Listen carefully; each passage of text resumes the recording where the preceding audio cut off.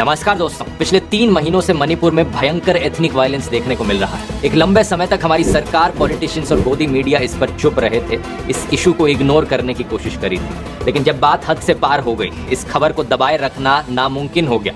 Supreme court का जब इस पर बयान आ गया, तब जाकर इन्हें चुप्पी तोड़नी पड़ी। हमारे प्रधानमंत्री मोदी ने खुद इस मुद्दे पर 77 दिन तक चुप्पी बनाए रखी थी। वो 77 दिन जिनके बीच में ऑफिशियल एस्टिमेट्स के अनुसार 50,000 से 60,000 लोग मणिपुर में डिस्प्लेस हो गए, अपने ही देश में रेफ्यूजीज बन गए। करीब 140 से लेकर 200 के बीच में लोगों की जानें गई। 5,000 से ज्यादा इंसिडेंट्स रिपोर्ट किए गए आगजनी के। ये आंकड़े मणिपुर सरकार ने खुद दिए थे सुप्रीम कोर्ट को 10 जुलाई को। फिर एक दिल दहला देने वाला वीडियो सामने आया जिसमें एक औरत के खिलाफ बेहद बुरी तरीके से अत्याचार हो रहा था। तब जाकर प्रधानमंत्री मोदी की तरफ से एक बयान दिया गया मणिपुर को लेकर। घटना चाहे राजस्थान की हो, घटना चाहे छत्तीसगढ़ की हो, घटना चाहे मणिपुर की हो। अभी भी जब सरकार में बैठे लोग मणिपुर की बात करते हैं, व्हाट अबाउटिज्म के तौर पर करते हैं। कहते हैं मणिपुर के बारे में क्यों बोल रहे हो, वेस्ट बंगाल, राजस्थान में जो हो रहा है औरतों के खिलाफ, वहां पर भी आवाज उठाओ। आखिर क्या सच छुपाया जा रहा है मणिपुर को लेके इन नेताओं के द्वारा? क्या कारण है कि मणिपुर में एथनिक वायलेंस शुरू हुआ और क्यों पुलिस अब इसे कंट्रोल नहीं कर पा रही है? मणिपुर के वायलेंस के पीछे छुपा एक लार्जर एजेंडा क्या है? ये कहानी इतनी गहरी है और इतनी हैरान कर देने वाली है कि इसे मुझे 2 वीडियोस में स्प्लिट करना पड़ा है। आज का ये वीडियो पार्ट 1 है इस सीरीज का। आइए शुरू करते हैं। This is a BJP which does not even look for the accused when women are paraded naked 77 days later. इसके बारे में क्या बताऊं? अभी ये सिचुएशन अभी बहुत बुरा हाल हो रहा है। क्या यह माना जाए कि वे अब खुद को हर सवाल और हर आलोचना से सुप्रीम समझने लगे हैं? मन की बात करेंगे मगर मणिपुर की बात नहीं करेंगे। मणिपुर में जो वायलेंस हो रहा है, ये 2 एथनिक कम्युनिटीज के बीच में हो रहा है। मेनली मैतेई लोगों की कम्युनिटी और कुकी लोगों की कम्युनिटी। मणिपुर में लॉ एंड ऑर्डर मेंटेन करने वाले एक सोर्स ने इंडिया टुडे मीडिया हाउस को बताया था कि करीब 2000 घर मैतेई लोगों के जलाए गए हैं या वैंडलाइज किए गए हैं और 1425 घर कुकी लोगों के जलाए गए या वैंडलाइज किए गए। इसके अलावा 17 मंदिरों को और 221 चर्चों को भी जलाया गया या वैंडलाइज किया गया अलग अलग लोकेशंस पर। यह रिपोर्ट थी 2 जून 2023 की। मणिपुर में हो रहे वायलेंस को समझने के लिए हमें इन दोनों कम्युनिटीज के बीच मौजूद दरार को समझना पड़ेगा। एक ऐसी दरार जो ना सिर्फ पॉलिटिकल है, एथनिक है, बल्कि ज्योग्राफिकल और इकोनॉमिकल भी है। ज्योग्राफिकली अगर पहले बात करें हम मणिपुर के, अगर आप नक्शे को देखोगे तो ये नक्शा 2 हिस्सों में बड़ी आसानी से डिवाइड किया जा सकता है। पहला इम्फाल वैली और दूसरी उसके आसपास की पहाड़ियां। जो वैली में मौजूद डिस्ट्रिक्ट्स हैं वो कुल मिलाकर 11% एरिया है मणिपुर का, और जो पहाड़ियों में मौजूद डिस्ट्रिक्ट्स हैं वो करीब 89% मणिपुर का एरिया है। पॉलिटिकली बात की जाए तो मणिपुर की लेजिस्लेटिव असेंबली में 60 सीट्स हैं, लेकिन वो जो 89% पहाड़ियों वाला एरिया है उनको सिर्फ 20 सीटें मिली है मणिपुर असेंबली में, और जो 11% वैली वाला एरिया है उन्हें 40 सीटें मिली है असेंबली में। इसके पीछे एक कारण है पॉपुलेशन। ज्यादा पॉपुलेशन वैली के एरियाज में देखने को मिलती है। सेंसस 2011 के अनुसार वैली एरियाज में करीब 57% पॉपुलेशन है मणिपुर की, और पहाड़ियों वाले एरियाज में करीब 43% पॉपुलेशन है। लेकिन फिर भी पॉपुलेशन का जो रेशियो है और सीटों का जो डिस्ट्रीब्यूशन है उसमें एक बहुत बड़ा अंतर है। पॉपुलेशन 57/43 1.33 टाइम्स ज्यादा है, लेकिन असेंबली सीट्स 40/20 ऑलमोस्ट डबल है। बहुत से लोग इस डिसप्रोपोर्शनेट सीटों के डिस्ट्रीब्यूशन को क्रिटिसाइज करते हैं। अब इसके अलावा एक इकोनॉमिक दरार भी बनी है हिल वाले एरियाज में और वैली वाले एरियाज में। पहाड़ियों में मौजूद डिस्ट्रिक्ट्स ज्यादा गरीब हैं और वैली में मौजूद डिस्ट्रिक्ट्स कंपैरेटिवली ज्यादा अमीर हैं। ये मुद्दा भी दशकों से एक चर्चा का मुद्दा रहा है। साल 2002 से लेकर 2017 के बीच में कांग्रेस की सरकार रूल कर रही थी मणिपुर को। तो 2017 के इस आर्टिकल को देखिए जिसमें कांग्रेस पर आरोप डाला जाता है कि उन्होंने पहाड़ियों के एरिया को डेवलपमेंट एजेंडा से एक्सक्लूड करके रखा। फिर 2017 में बीजेपी पावर में आती है मणिपुर में इसी वादे को लेकर कि ये जो इकोनॉमिक गैप बन गया है पहाड़ियों और वैली के बीच में, वो इसे कम करेंगे। बीजेपी के नए chief minister N Biren Singh एक कैंपेन लॉन्च करते हैं, go to hills and go to villages. इसका मकसद साफ था कि जो डेवलपमेंट है वो पहाड़ियों में भी लाई जाए। लेकिन 5 सालों तक सरकार में बने रहने के बावजूद भी ज्यादा फर्क नहीं आता, और 2022 में जब दोबारा से इलेक्शंस होती हैं मणिपुर में, ये हिल और वैली के बीच में मौजूद इकोनॉमिक डिस्पैरिटी अभी भी एक बड़ा मुद्दा बनता है। अब रिलीजन और एथनिसिटी को लेकर बात करी जाए तो यहाँ भी एक दरार देखने को मिलती है। वैली डिस्ट्रिक्ट्स में मैतेई लोग रहते हैं जो मोस्टली हिंदूज हैं। मोस्टली क्यों कह रहा हूं, क्योंकि कई मैतेई लोग हैं जो बाकी धर्मों को भी फॉलो करते हैं। जैसे कि 16% अपने ट्रेडिशनल रिलीजन साना माहिज्म को फॉलो करते हैं। इस रिलीजन के अनुसार ये नेचर की वर्शिप करते हैं और अपने भगवान लेनी गंधु सना माही को मानते हैं। यहाँ कुछ मैतेई हिंदूज भी हैं जो सना माहिज्म के कुछ एलिमेंट्स को प्रैक्टिस किया करते हैं, और इसके अलावा करीब 8% मैतेईस मुस्लिम्स हैं जिन्हें मैतेई पंगाल बुलाया जाता है, और कुछ परसेंटेज मैतेई कम्युनिटी की क्रिश्चियनिटी को भी फॉलो करती है। दूसरी तरफ पहाड़ियों में कुकी, जोमी और नागा ट्राइबल कम्युनिटी रहती है। ये लोग मोस्टली क्रिश्चियंस हैं। मोस्टली क्यों कह रहा हूं? क्योंकि एक बार फिर से कुछ परसेंटेज इन कम्युनिटी के लोग बाकी धर्मों में भी मानते हैं। जूडाइज्म, इस्लाम, एनिमिज्म इनका ट्रेडिशनल रिलीजन है, जहां पर ये नेचर, स्पिरिट्स और एंसेस्टर्स को वर्शिप करते हैं। ये पहाड़ियों में रहने वाले ट्राइबल लोग अलग अलग सब ट्राइब्स में डिवाइडेड हैं, तो वहां पर उनके कल्चर्स और ट्रेडिशंस और प्रैक्टिसेस थोड़े बहुत वेरी करते हैं एक दूसरे से। तो ऊपर से देखा जाए तो मैतेई वर्सेस कुकीज का जो कॉन्फ्लिक्ट है, ये हिंदूज वर्सेस क्रिश्चियंस का कॉन्फ्लिक्ट नहीं है। लेकिन क्योंकि मैतेईज मोस्टली हिंदूज हैं और कुकीज मोस्टली क्रिश्चियंस हैं, यहाँ पर ये दरार भी देखी गई है। और इस पूरे कॉन्फ्लिक्ट में एक कम्युनल एंगल भी बनाया गया है। यही कारण है जिसकी वजह से मंदिरों को और चर्चों को भी जलाया गया, वैंडलाइज किया गया। इस एथनिक कॉन्फ्लिक्ट के अंदर मौजूद कम्युनल क्लैश से हुआ क्या है कि एक कम्युनिटी है लोगों की जिनके लिए हालत बेहद खराब हो गई। मैं बात कर रहा हूँ करीब 3 लाख लोगों की, जो कि मैतेई क्रिश्चियंस हैं। ये अपनी जान बचाकर भाग रहे हैं, ना सिर्फ कुकी ट्राइबल लोगों से बल्कि मैतेई हिंदू से भी। चूरचांदपुर में मैतेई क्रिश्चियंस के घरों पर आग लगाई गई कुकी मॉब्स के द्वारा, और वैली का जो वांगजिंग एरिया है वहां पर मैतेई भीड़ ने एक इंस्टीट्यूशन पर आग लगाई जिसे मैतेई क्रिश्चियंस चलाते थे अंडर प्रिविलेज्ड बच्चों के लिए। लेकिन एक बहुत बड़ा सवाल यहाँ पर ये उठता है कि मान लिया अलग अलग दरारें मौजूद हैं इन दोनों कम्युनिटीज के बीच में, सिर्फ इन डिफरेंसेस की वजह से दो कम्युनिटीज लड़ेंगी नहीं। क्या कारण था कि इनके बीच में लड़ाई शुरू हुई? अब कुछ लोग कहते हैं कि इतिहास देखो, इतिहास में भी काफी बारी कॉन्फ्लिक्ट देखने को मिले हैं मैतेई और कुकी लोगों के बीच में। ये बात सच है तो पहले इतिहास पर एक नजर डालते हैं जिससे हमें बेहतर समझ मिले इसकी। हिस्टोरिकली मणिपुर पर मैतेई राजाओं का राज रहा था, लेकिन ध्यान देने वाली बात यह है कि मणिपुर का मतलब पूरा मणिपुर या सिर्फ वैली वाला एरिया या पहाड़ी वाला एरिया। इसी सवाल की वजह से बहुत सारे क्लैशेस देखने को मिले मणिपुर के इतिहास में, जब वैली में मौजूद राजा महाराजा अपनी अथॉरिटी एक्सटेंड करने की कोशिश करते थे पूरी मणिपुर के रीजन पर, और पहाड़ियों में मौजूद जो नागा ट्राइबल लोग थे वो अपने आप को हमेशा आजाद देखते थे। एंथ्रोपोलॉजिस्ट जेम्स सी स्कॉट ने एक किताब लिखी थी, the art of not being governed, an anarchist history of upland South East Asia. इस किताब में जेम्स बताते हैं कि वैली में जब भी किसी एक राज्य की फॉर्मेशन होती थी, एक स्टेट, चाहे वो स्टेट एक एम्पायर हो या फिर एक सरकार हो, पहाड़ियों में हमेशा एक नॉन स्टेट बन जाती थी। ये स्टेट और नॉन स्टेट के बीच में जो डिफरेंस है, डिस्टिंक्शन है, ये उसे सरप्लस करके पुकारते थे, यानी एक्स्ट्रा।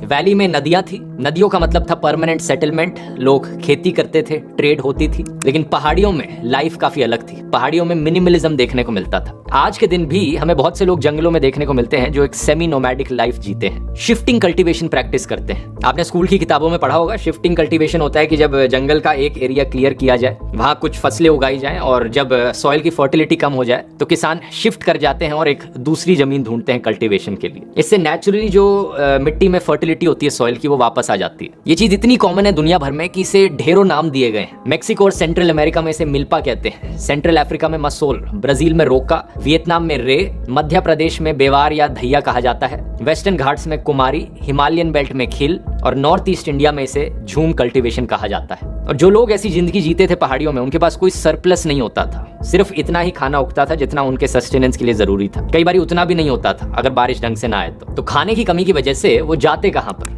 वो जाते वैली की ओर। लेकिन वैली में तो ऑलरेडी लोग मौजूद थे। वैली में मौजूद लोगों ने अपने परमानेंट खेत बना रखे थे, अपने परमानेंट घर बना रखे थे। तो इसलिए होता क्या था, पहाड़ियों में मौजूद लोग हिस्टोरिकली इन वैली के लोगों को रेड करते थे अपने सर्वाइवल के लिए। यहाँ जोसेफ प्रूडॉ का एक फेमस कोट याद आता है, प्रॉपर्टी इज थेफ्ट, या फिर जो इंडियन विजडम है, सभी भूमि गोपाल की। ताकतवर लोगों ने एक बार अपने नाम रजिस्ट्रियां करवा ली, और जो समाज के कमजोर लोग थे उनको किसी को जमीन नहीं मिली। उसी को आज पिछड़ा वर्ग कहा जाता है, उसी को आज अति पिछड़ा कहते हैं, उसी को आज शोषित समाज के लोग कहते हैं, SC ST के लोग कहते हैं, दलित, वाल्मीकि, आदिवासी, वनवासी कहते हैं। वो अपनी रजिस्ट्रियां करवा ही नहीं पाए। लेकिन दुनिया में अक्सर इतिहास में देखा गया है कि गवर्नेंस रैशनल, इंटेलेक्चुअल या स्पिरिचुअल डिस्कोर्स से नहीं होती, बल्कि लालच और पावर स्ट्रगल से होती है। वैली में मौजूद जो राजा महाराजा होते थे वो पहाड़ियों में मौजूद लोगों से अक्सर एक डील कर लेते थे, एक तरह का सोशल कॉन्ट्रैक्ट, कि देखो हम लड़ाई नहीं करते, आपको खाने की जरूरत है, हमें पता है इस बारी मॉनसून सीजन अच्छा नहीं रहा, तो हम आपको कुछ खाना दे देंगे और बदले में हम पीसफुली एग्जिस्ट करेंगे एक दूसरे के साथ। नॉर्थ ईस्ट इंडिया में इसे पोसा सिस्टम बुलाया जाता है। तो इतिहास में अलग अलग टाइम्स पर शांति भी देखने को मिली थी इन कम्युनिटीज के बीच में। हमारे पास हिस्टोरिकल रिकॉर्ड्स हैं जो हमें बताते हैं कि नागा ट्राइबल्स अहोम आर्मी में सर्व किया करते थे, स्पेशली अंडर लचित बोरफुकन, वो महान अहोम जनरल जिन्होंने मुगलों की आर्मी को हराया था। अब ये सिचुएशन मोर और लेस मेंटेन रही अर्ली 1800s तक, जिसके बाद बर्मीज लोग आए और फिर ब्रिटिश लोग आए। यहाँ एक 3 भाइयों की कहानी आती है जो मैतेई रॉयल्स थे निंगथौजा डायनेस्टी से। ये 3 भाई थे, मरजीत सिंह, चोरुआजीत सिंह और गंभीर सिंह। ये तीनों भाई एक दूसरे से लड़ रहे थे सत्ता के लिए। अब यहाँ टिपिकल कहानी चलती है गेम ऑफ थ्रोन्स वाली। तीनों मैतेई भाइयों में झगड़ा होता है सत्ता को लेकर। एक भाई किसी पास वाले राजा की मदद लेता है, दूसरा भाई बर्मीज लोगों की मदद लेता है, बाद में बर्मीज के हाथों पपिट बन जाता है और फिर वही लोग इसे सत्ता से बाहर भी निकाल फेंकते हैं। वही कहानी जो ईस्ट इंडिया कंपनी के साथ हुई। और फिर पहले भाई वाला राजा भी कभी बर्मीज से मदद लेता है, कभी ब्रिटिश से। बहुत सी अलायंसेस बनती हैं, टूटती हैं, typical game of thrones fashion में। रेलेवेंट यहाँ ये है जानना कि साल 1819 और 1826 के बीच में मणिपुर बर्मीज ऑक्यूपेशन के अंडर आ जाता है। मैतेई रॉयल गंभीर सिंह एक आर्मी रेस करते हैं ब्रिटिश की मदद से साल 1824 में। इसे मणिपुर लेवी कहा जाता है और इन्हीं दोनों फोर्सेस के बीच में पहली एंग्लो बर्मीज वॉर होती है। इस वॉर में ये मणिपुर लेवी मणिपुर वैली को रिकैप्चर कर लेती है। बर्मीज को वापस पीछे धकेला जाता है और प्रिंस गंभीर सिंह राजा गंभीर सिंह बन जाते हैं। फिर आगे चलकर एक पीस ट्रीटी साइन करी जाती है बर्मीज और ब्रिटिश के बीच में। इस सारी गेम ऑफ थ्रोन्स के बीच पहाड़ों में रहने वाले जो नागा ट्राइबल लोग थे वो अभी भी थे, लेकिन उनके साथ क्या होता है बताया जाता है। मणिपुर में मौजूद एक ब्रिटिश पॉलिटिकल एजेंट बर्मा के कुकी चिन पहाड़ों से कुकी जोमी लोग को लेकर आते हैं वैली को प्रोटेक्ट करने के लिए नागा लोगों से। जहाँ जैसा मैंने आपको पहले बताया बहुत सारी अलग अलग ट्राइब्स थी जो पहाड़ों में रहती थी। एक कुकी जोमी ट्राइब हो गई, एक नागा लोगों की ट्राइब हो गई। और सुनकर आपको लगेगा कि एक दूसरे देश से कुछ लोगों को लाया जा रहा है इस देश में लड़ाई करने के लिए ब्रिटिश के द्वारा, लेकिन आज के दिन जो देशों की बाउंड्री है उससे थोड़ा हटकर आप देखोगे नक्शे पर तो आपको दिखेगा कि ये कोई बड़ी चीज नहीं थी। नक्शे पर देखो मणिपुर यहाँ है, इसके पास में मिजोरम है और इसके बिल्कुल बगल में बर्मा का चिन एरिया है यानी म्यांमार, और इसके पास में ही आज के दिन के बांग्लादेश में चित्तागोंग हिल ट्रैक्ट्स है। ये सारे एरियाज जंगलों से भरे हुए हैं, पहाड़ियां हैं और ट्राइबल कुकी लोग इन्हीं पहाड़ियों में रहते थे। क्योंकि आदिवासी लोग सेमी नोमैडिक थे, इनके लिए कोई बाउंड्रीज नहीं थी, कोई किंगडम्स नहीं थे। यही कारण है कि मिजोरम के मिजोस, मणिपुर के कुकीज, चित्तागोंग के कुकी चिन्स और म्यांमार के चिन्स ये सब एक दूसरे से एथनिक टाइज शेयर करते हैं और इन्हें कलेक्टिवली जो पीपल करके बुलाया जाता है। ये चीज जाननी इसलिए जरूरी है क्योंकि आज के दिन भी मिजोरम में हमें डेमोन्स्ट्रेशंस देखने को मिलती हैं कुकी लोगों के फेवर में। साल 2021 में मिजोरम के जो चीफ मिनिस्टर हैं उन्होंने कहा था कि जो सेंटर गवर्नमेंट का स्टैंड रहा है म्यांमार के रेफ्यूजीज को लेकर वो एक्सेप्टेबल नहीं। अनरेगुलेटेड इन्फिल्ट्रेशन जो हो रही है देश में ऑब्वियसली वो तो होनी नहीं चाहिए, लेकिन यहाँ पर जो इमोशनल एथनिक कनेक्शन है इन सारे ट्राइबल लोगों के बीच में उसे इग्नोर नहीं किया जाना चाहिए। इंडियन सरकार एक बार्ब्ड वायर फेंस लगा रही है 390 किलोमीटर लंबा इंडिया म्यांमार बॉर्डर पर, जो कि अच्छी चीज है, लेकिन जो रेफ्यूजीज म्यांमार की इन पहाड़ियों से इंडिया में आ रहे हैं, म्यांमार में हो रहे वायलेंस से भागकर उनको लेकर भी कुछ कंस्ट्रक्टिव स्टेप्स लिए जाने चाहिए इंडियन गवर्नमेंट के द्वारा। और वैसे इस इमोशनल कनेक्शन से एम्पैथाइज करना मैतेई लोगों के लिए भी मुश्किल नहीं होगा क्योंकि म्यांमार में भी मैतेई कम्युनिटी के लोग पाए जाते हैं। ये वो लोग हैं जिन्हें वॉर के समय मणिपुर से म्यांमार लाया गया था फोर्स्ड लेबरर्स के तौर पर। एक ऑर्गेनाइजेशन है यहाँ पर इंडो म्यांमार फ्रेटर्नल अलायंस। इनके अनुसार म्यांमार में रहने वाले मैतेईस की पॉपुलेशन 25,000 लोगों के अराउंड है। ये वाली ऑर्गेनाइजेशन और अपर म्यांमार हिंदू काउंसिल की ऑर्गेनाइजेशन कोशिश कर रहे हैं कि पीपल टू पीपल कॉन्टैक्ट बनाया जाए मणिपुर में रहने वाले मैतेईस का और म्यांमार में रहने वाले मैतेईस का। बीजेपी के एमपी तापिर गांव ने भी कहा था कि उन्हें उम्मीद है कि प्रधानमंत्री मोदी की एक्ट ईस्ट पॉलिसी इन दोनों देशों के बीच सोशल कनेक्शन को बढ़ावा देगी। ये कनेक्शन इतना गहरा है कि अभी के वक्त भी जब मणिपुर में वायलेंस हो रहा है करीब 300 मैतेईस ने म्यांमार में जाकर शेल्टर ली है। लेकिन अभी की कहानी पर आए तो मैतेई लोग कंप्लेन करते हैं कि म्यांमार से कुकी चिन लोगों की एलिजिड इन्फिल्ट्रेशन हो रही है मणिपुर में। हम अपने इतिहास पर वापस आए तो जैसा मैंने आपको बताया था करीब 200 साल पहले कुकी लोगों को म्यांमार की पहाड़ियों से मणिपुर की पहाड़ियों में लाया गया। एक स्मॉल डिस्टेंस माइग्रेशन कह सकते हो, लेकिन सवाल ये कि उन्हें क्यों लाया गया। ऐसा इसलिए क्योंकि नागा ट्राइबल लोगों की तरह कुकी ट्राइबल लोग भी बड़े जोरदार वॉरियर्स होते हैं। एक मैतेई राजा ने उन्हें जमीन दी पहाड़ियों की रिजिस पर, वो एरिया जहां पर पहाड़ियां और वैली एक दूसरे से मिलती हैं, ताकि इम्फाल वैली के लिए वो जमीन बफर की तरह काम कर सके। आगे चलकर आप एक और मैतेई राजा को देख सकते हो, महाराजा बोधचंद्र। इस फोटो में 4 कुकी बॉडीगार्ड्स के साथ खड़े हैं और ये तो 1900s की बात है। तो कुछ राजाओं ने कुकीज को बुलाया था मैतेईस को प्रोटेक्ट करने के लिए। आज के दिन के कॉन्फ्लिक्ट को देखकर कितनी आयरॉनिक बात है। फर्स्ट वर्ल्ड वॉर के समय में ब्रिटिश ने डिमांड किया था मणिपुर के राजा से कि उन्हें 2000 आदमी प्रोवाइड किए जाएं लेबर कॉर्प्स के लिए। ये वो लोग हैं जो सड़कें बनाते हैं ब्रिटिश के लिए या उनका सामान उठाते हैं। मणिपुर के राजा ने सोचा कि इन कुकी लोगों को ब्रिटिश के हाथों दे देते हैं, लेकिन कुकी लोग जो थे उन्होंने लड़ने से मना कर दिया। इंस्टेड उन्होंने ब्रिटिश के खिलाफ ही एक वॉर डिक्लेयर कर दी। ये हुआ साल 1917 में और इसे कहा जाता है द ग्रेट कुकी रेबेलियन या फिर एंग्लो कुकी वॉर। ब्रिटिश को 2 साल लगे इनकी इस लड़ाई को सप्रेस करने में, लेकिन इससे पहले भी 1800s में कुकीज ने कई बार लड़ाई छेड़ी थी ब्रिटिश के अगेंस्ट। लेट 1800s में जो वैली में रहने वाली मैतेई की पॉपुलेशन थी वो ब्रिटिश हुकूमत के अंडर आती थी, लेकिन पहाड़ियों में मौजूद कुकीज नहीं उसके अंडर आते थे। एक रीजन तो इसके पीछे यही था कि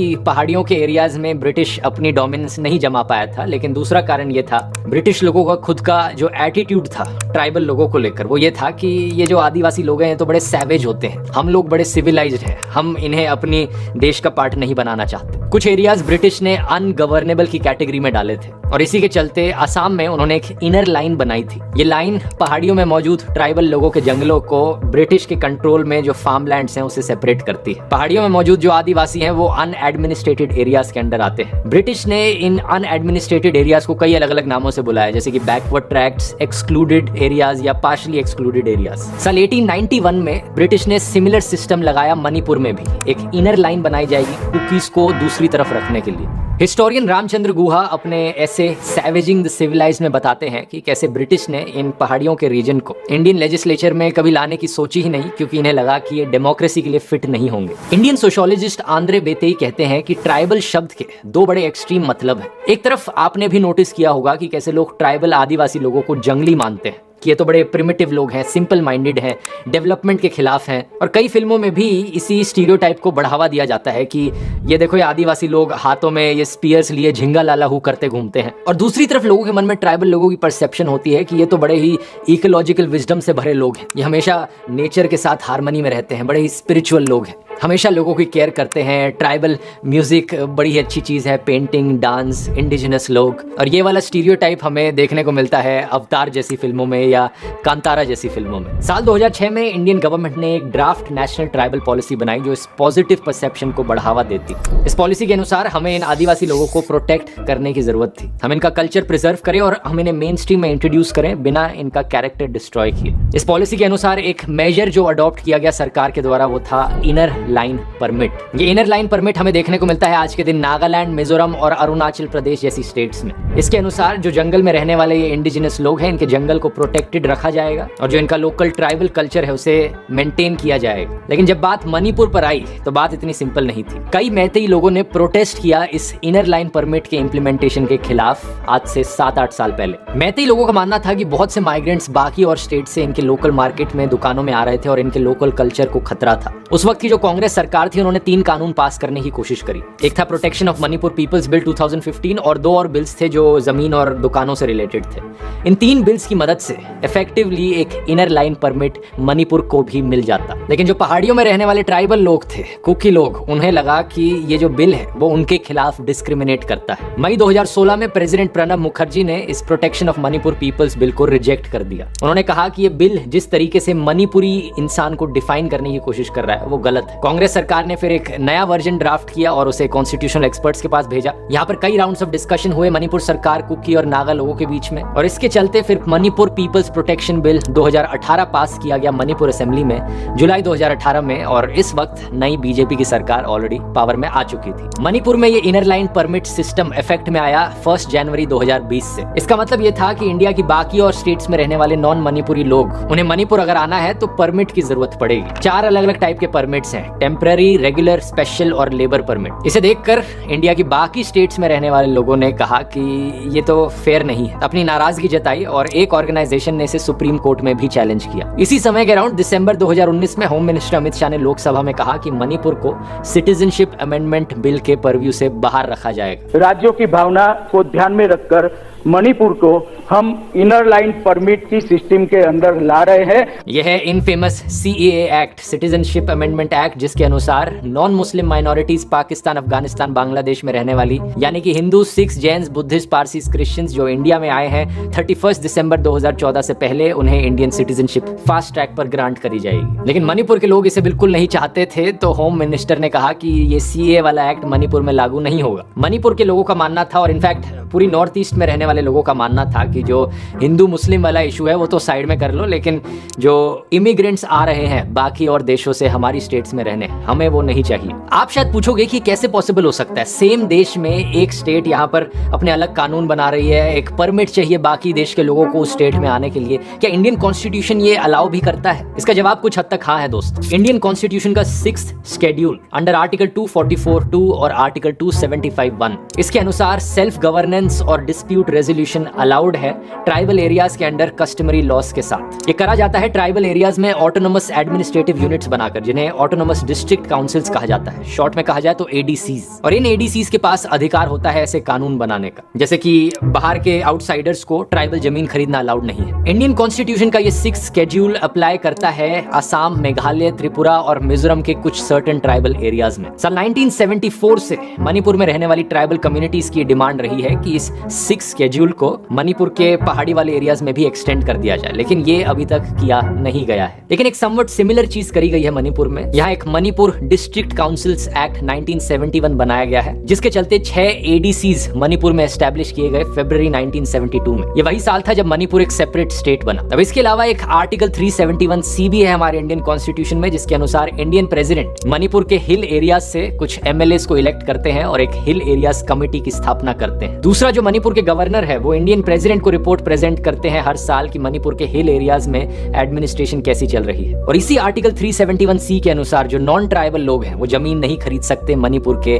हिली ट्राइबल एरियाज में। अब इस आर्टिकल को लेकर एक मिसकंसेप्शन रहता है लोगों के मन में। उन्हें लगता है कि मैतीस के पास सिर्फ 11% जमीन है वैली में और कुकीज और नागास के पास पहाड़ियों में 89% जमीन है, जिसका मतलब है कि कुकीज और नागा इस 89% जमीन के मालिक बन गए। लेकिन यहाँ ऐसा होता नहीं है। वैली में जो मैती लैंडलॉर्ड्स हैं जो उस जमीन को ओन करते हैं, वहां पर खेती करते हैं, वो जरूर लैंडलॉर्ड्स हैं, उस जमीन के हकदार हैं, लेकिन कुकीज और नागास कोई लैंडलॉर्ड्स नहीं है। जैसा मैंने वीडियो में पहले बताया था, ट्राइबल लोग हैं, अक्सर सेमी नोमैडिक जिंदगी जीते हैं। अब 2 साल पहले क्या हुआ दोस्तों, हिल एरियाज कमेटी ने एक draft ADC amendment bill 2021 recommend किया। इसके अनुसार जो हिल एरिया कमेटी है और जो 6 एडीसीज हैं उन्हें और ऑटोनॉमी और आजादी दी जाएगी। कांग्रेस के एमएलए जो थे यहाँ से, वो द वायर के साथ इंटरव्यू करके कहते हैं कि जो कॉन्स्टिट्यूशनल सेफगार्ड्स वो देश में अब कोल्ड स्टोरेज की तरह बन गए हैं और ये बिल एक जरिया है हिल में रहने वाले लोगों के द्वारा अपने कल्चर को प्रिजर्व करने का।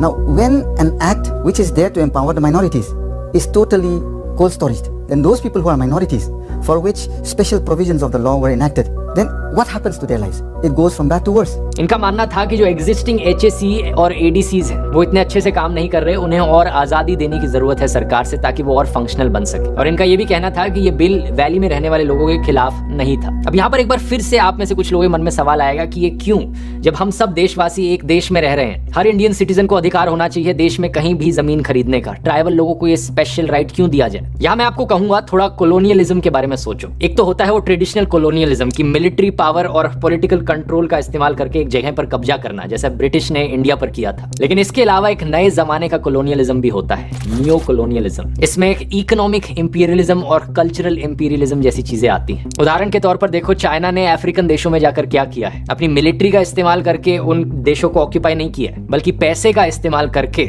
उन देशों को कर्ज में डुबा दिया है। दूसरा सोचो, ऑस्ट्रेलिया ने नाउरू जैसे देशों के साथ क्या, इकोनॉमिक ट्रेड का बहाना बनाकर गंदे से गंदा, अनहेल्दी से अनहेल्दी खाना उस देश पर थोप दिया गया है, जिसकी वजह से आज के दिन वो दुनिया का फैटेस्ट देश बन गया। ये कुछ बड़े अच्छे उदाहरण हो सकते हैं नियो कोलोनियलिज्म के। अब सिमिलरली मैं कहूंगा, ये जो देश का कॉन्सेप्ट है, इसे 2 मिनट के लिए अपने दिमाग से बाहर निकालकर इमेजिन करो। एक इंडस्ट्रियल शहर जहां पर अमीर लोग रहते हैं और एक जंगल जहां पर गरीब इंडिजिनस ट्राइबल लोग रहते हैं। अगर वो अमीर लोग आकर उस जंगल में कहें कि ये रहा पैसा, मुझे अपनी जमीन बेच दो, अपना जंगल बेच दो, मैं यहाँ पर एक फार्म हाउस बनाऊंगा, एक रिजॉर्ट बनाऊंगा या फिर एक कोल माइन बनाऊंगा, तो क्या ये भी इकोनॉमिक इंपीरियलिज्म के दायरे में नहीं आना चाहिए? आदिवासी लोगों के लिए उनका जंगल ही घर है। हमारे देश में कहीं ना कहीं यही चीज देखी जा रही है अलग अलग लेवल्स पर। लक्षद्वीप, मध्य प्रदेश के बक्सवाहा, छत्तीसगढ़ के बस्तर डिस्ट्रिक्ट में, हिमाचल प्रदेश में और मणिपुर की पहाड़ियों में। पहाड़ियों में रहने वाले जो ट्राइबल कुकी और नागा लोग हैं, उनकी क्या डिमांड है? वो कहते हैं कि मणिपुर की जो ऑफिशियल भाषा है वो मैतिलियन है, जिसे मणिपुरी भाषा भी कहा जाता है। ये एक शेड्यूल्ड लैंग्वेज है 8th शेड्यूल के अंदर। मैती लोगों के पास उनकी वैली है, उन्हें इनर लाइन परमिट भी मिला हुआ है ताकि नॉन मणिपुरी लोग आकर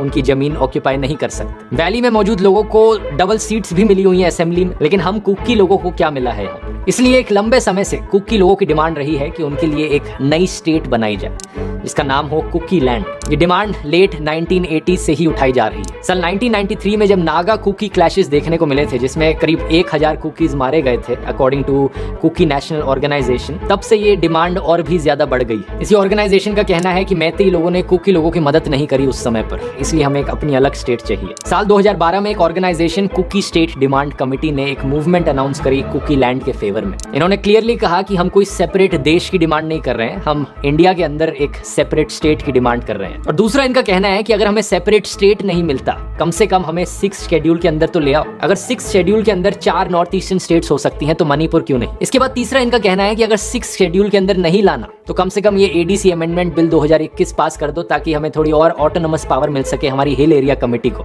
और हमारे एडीसीज को। लेकिन ये डिमांड्स पूरी करना तो छोड़ो, अगस्त 2022 में मणिपुर में बीजेपी की सरकार कुछ और ही बिल लेकर आती है, जिसको लेकर लोगों में गुस्सा बहुत ज्यादा बढ़ जाता है और उसके बाद 2 कम्युनिटीज में नफरत घोलने का काम किया जाता है और कुछ ऐसा किया जाता है जो कांतारा फिल्म में भी दिखाया गया था। ऐसी चीजें जिसकी वजह से बाद में जाकर ये भयंकर एथनिक वायलेंस देखने को मिलता है।